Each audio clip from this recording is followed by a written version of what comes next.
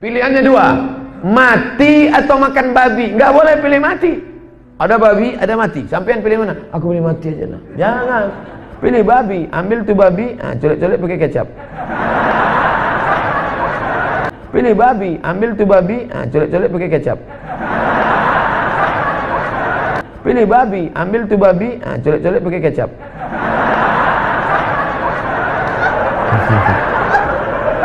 Nggak boleh pilih mati. Makan babi sementara pisang datang. Kalau datang kawan bawa pisang, bro ada pisang, ayo makan. Enggak, enak babi. Oh jangan.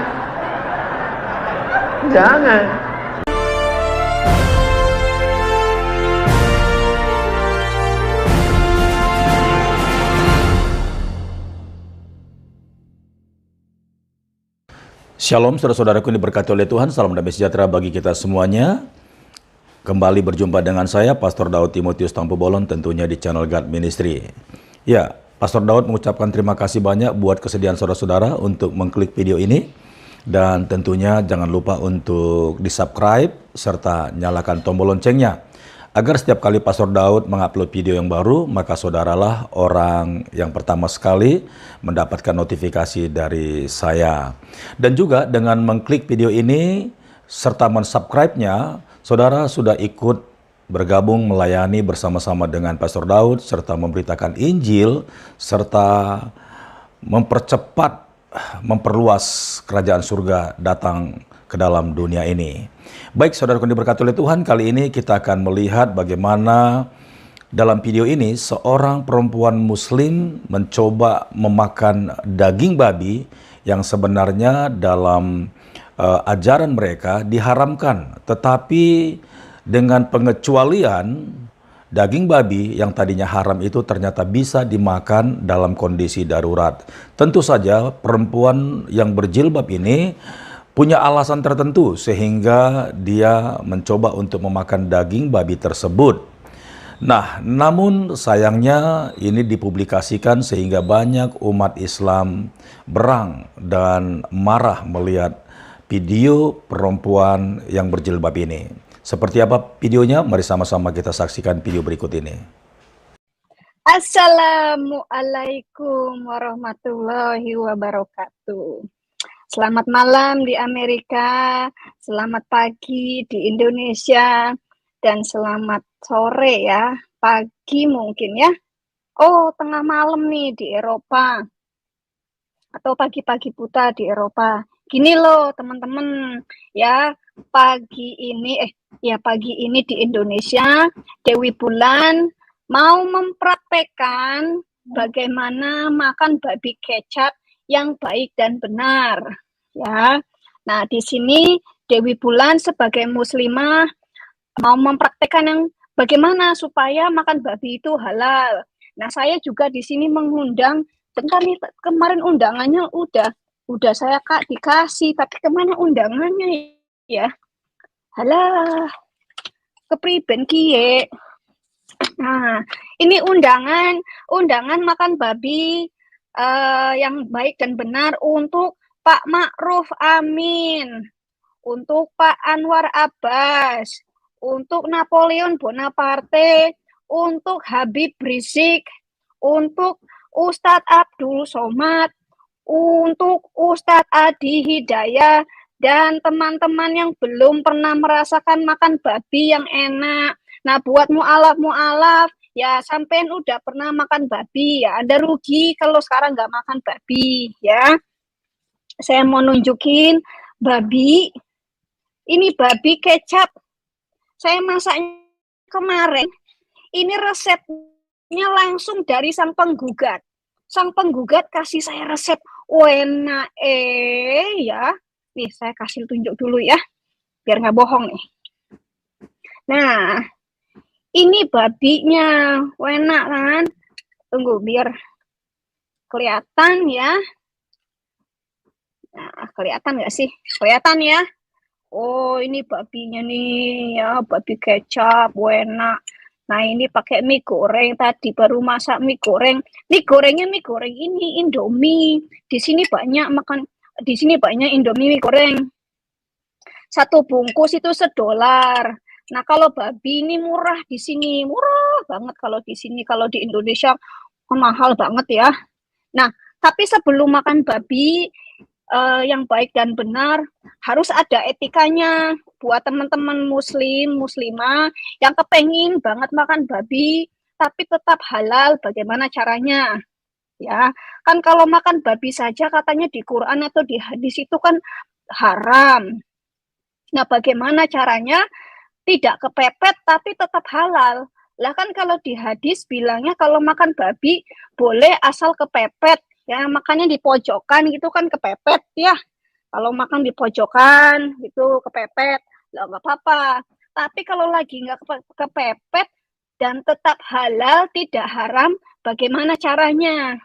Ya, seperti video yang di awal saudara bagaimana Ustadz Abdul Somad dengan seperti bercanda mengajarkan kepada umatnya ketika dia berceramah bagaimana ketika kondisi terdesak tidak ada makanan lain di mana kita berada, maka tentu daripada kita mati, maka apa yang tadi diharamkan oleh agama ternyata bisa dilanggar dan dimakan dengan alasan kondisi darurat. Nah, tentu saja apa yang disampaikan Ustadz Abdul Somad ini menjadi perenungan yang dalam bagi setiap orang yang mendengarnya. Karena seperti perempuan yang berjilbab ini yang bernama Dewi Bulan, kemungkinan dia bekerja di luar negeri. Dan kita tahu bahwa ketika orang bekerja di luar negeri, tidaklah seperti apa yang kita alami ketika kita ada di Indonesia. Semua makanan yang kita inginkan, bahkan makanan-makanan yang dapat membawa kita untuk melaksanakan ibadah kita, semuanya tersedia di Indonesia. Tetapi kalau di luar negeri belum tentu ada. Karena seandainya jikalau orang bekerja di Cina atau di Singapura, tentulah di sana itu yang lebih banyak makanannya, makanan yang paling favorit buat orang Cina. Terlebih lagi seperti daging babi. Tentulah di mana-mana daging babi itu sangat mudah didapatkan. Nah, kalau seperti tenaga kerja Indonesia, seperti perempuan-perempuan yang ada di video ini, tentulah merasa kesulitan untuk mencari makanan-makanan ala Indonesia, yang artinya agar dia bisa mempertahankan imannya sesuai dengan ajaran agamanya. Tentulah dia kewalahan dan akhirnya apa yang dia dapati ketika dia lapar tentu dia makan. Nah, sepertinya perempuan ini sedang membuktikan perkataan-perkataan daripada ustadz-ustadz, salah satunya Ustadz Abdul Somad, dan menunjukkan kepada dunia bahwa apa yang dilakukannya ini wajar karena para penceramah seperti Ustadz Abdul Somad, ya seperti video di depan, juga mengajarkannya kepada setiap orang-orang yang satu iman dengan dia. Nah, tentu seharusnya menurut saya perempuan ini tidak boleh dipersalahkan sekalipun makanan yang dia makan itu haram. Tetapi yang saya sayangkan adalah dia publikasikan sehingga apa yang dianggap orang haram selama ini ya sepertinya begitu gampangan. Terlebih lagi kita lihat perempuan yang berjilbab ini yang bernama Dewi Bulan, sebelum memakannya dia berdoa dulu dengan membaca doa yang biasa dilakukan oleh umat Islam.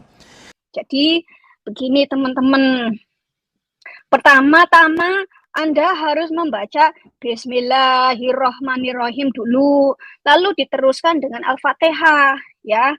Gini ini sebelum saya makan, bentar. Mau makan ini dawet, minum dawet, ini es kelapa. Enak tapi nggak ada cendol. Ya maklumlah di Amerika nggak ada cendol. Nah, kita mulai ya.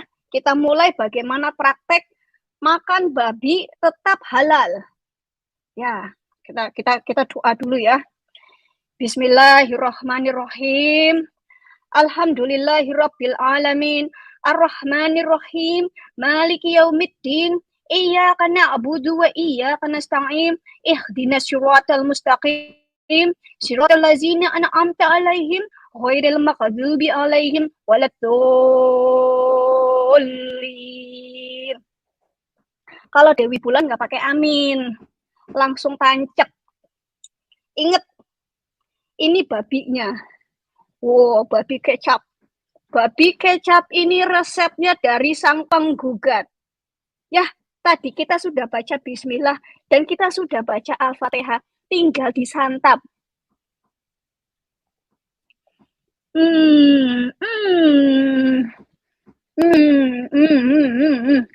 Banyak banget.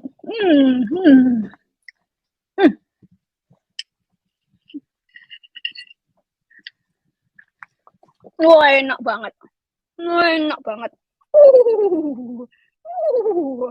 Makanan paling enak sedunia. Ayo, Pak Anwar Abbas, saya undang makan babi biar makan babi haram jadi halal. Makanya saya menyarankan MUI ya untuk menghalalkan daging babi. Enak ya. Enak ya. Mana nih sang penggugat? Mana sang penggugat? Kau makan enak nih. Makan enak gak? Iya. Makan aja Bu, makan Bu. Makan. Loh. Tuh ada yang minta resep tuh. Sang penggugat ini kasih resepnya enak banget. Kemarin saya langsung praktekin dikasih resep sama sang penggugat. Saya langsung masak itu. Habis itu, wah enak ya. Cuma saya nggak bisa makan pedas. Ya, aku nggak bisa makan pedas. Soalnya kalau makan pedas suka sakit perut. Jadi nggak makan pedas. Tapi enak weh. Enak banget nih, babinya enak banget.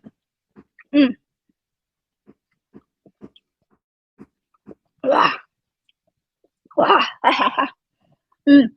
Jangan lupa biar tambah enak itu tadi dibacakan Al-Fatihah dulu, ya. Tapi nggak usah pakai amin. Kalau amin makannya nggak banyak. Kalau nggak pakai amin makannya bisa banyak. Itu, ya. Enak Nah, jangan lupa Indominya. Mantep ya. Jangan lupa dawetnya. Ibu DB penistaan babi katanya Bu. Ada penistaan babi. Oh, jangan lupa kalau mau makan babi pakai kerudung dulu ya. Jangan lupa itu. Jadi nggak boleh pakai pelontosan. Karena kan baca Al-Fatihah. Kalau pakai baca Al-Fatihah itu harus pakai beginian.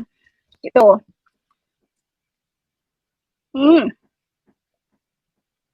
Wah, mantap. Oke, gimana teman-teman? Puas ya nontonin saya? Aduh, kok mulutnya belepotan ya? Gimana, Gat? Puas lo ngeliatin gue, Gat? Ngeliatin gue makan, Iyalah. Tuh, jangan diajak Bu Dewi Bulan, sekarang aja udah mahal katanya. Nah, ada yang ngomong gini, Bu, itu kerudungnya bekas tapak meja.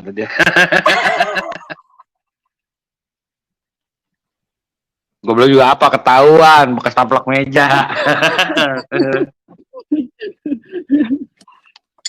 Kan ini bukan taplak kemeja. Ini mah scarf ini. Enak.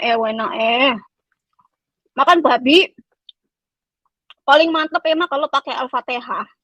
Jadi kayaknya mencrok, maceng gitu loh. Ngaji lagi. Ya, besok live sambil makan babi aja Bu. Besok live-nya. Oh iya. Besok live sambil makan babi.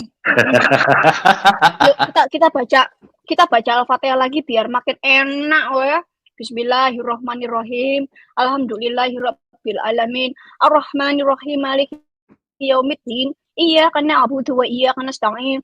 Ya, saya pikir kalau dia tidak merasa tertuduh dan tidak merasa berdosa, tidak ada sesuatu yang menjadi pelanggaran terhadap ibadah seseorang, karena memang pertama dia dalam kondisi darurat, terdesak, lapar, tidak ada jenis makanan lain, cuman itu ya tidak ada yang bisa menyalahkan dia. Kedua, sebelum dia makan memang harus berdoa dulu. Sepertinya bagi orang-orang yang normal, bagi orang-orang yang wajar, yang bisa menemukan makanan-makanan yang tidak mengharamkan, ya apa yang dilakukan oleh perempuan ini ya seperti menghina. Tetapi menurut saya itu tidak, karena ya banyak fatwa-fatwa ataupun nasihat-nasihat, ajaran-ajaran daripada ustadz-ustadz ya ternyata dibolehkan dalam kondisi darurat. Tetapi ya disinilah perlunya para guru, ulama dan ustadz, ya sama juga seperti di kekristenan, para pendeta, para pengajar, agar hati-hati ketika kita berkhotbah atau mengajar. Karena bisa jadi apa yang kita pikirkan itu benar dilakukan oleh jemaat-jemaat yang mendengarkan, yang menerima pengajaran kita, dan akhirnya itu di flashback balik kepada kita dan kita tidak siap untuk menerima dan melihat apa yang dilakukan oleh jemaat. Iya, seperti firman Tuhan di dalam Alkitab berkata, 1 Timotius 4 ayat 16, awasilah dirimu sendiri dan awasilah ajaranmu. Bertekunlah dalam semuanya itu, karena dengan berbuat demikian engkau akan menyelamatkan dirimu dan semua orang yang mendengar engkau. Ya, jadi kepada siapapun dari agama manapun ketika kita mengajar harus berhati-hati, jangan karena kita sudah memiliki banyak pengikut atau orang-orang yang suka dengan khotbah kita, ceramah kita, kita dengan semaunya kita, apa yang kita tahu, itu yang kita beritakan. Padahal kita tidak menyadari ketika ada orang yang menangkap perkataan kita, bahkan bisa jadi salah mengerti, maka kita akan menyesal dan melihat bagaimana ajaran kita itu tidak menjadi berkat bagi orang lain, terlebih bagi kita sendiri. Baik saudaraku yang diberkati oleh Tuhan, kiranya video ini boleh menjadi berkat bagi kita semuanya, menjadi pelajaran, pengajaran, sehingga kita harus berhati-hati, baik dalam mendengar firman Tuhan, mendengarkan ceramah atau khotbah, dan juga serta mengajarkan kepada banyak orang. Sampai jumpa di video berikutnya, Tuhan Yesus memberkati. Shalom.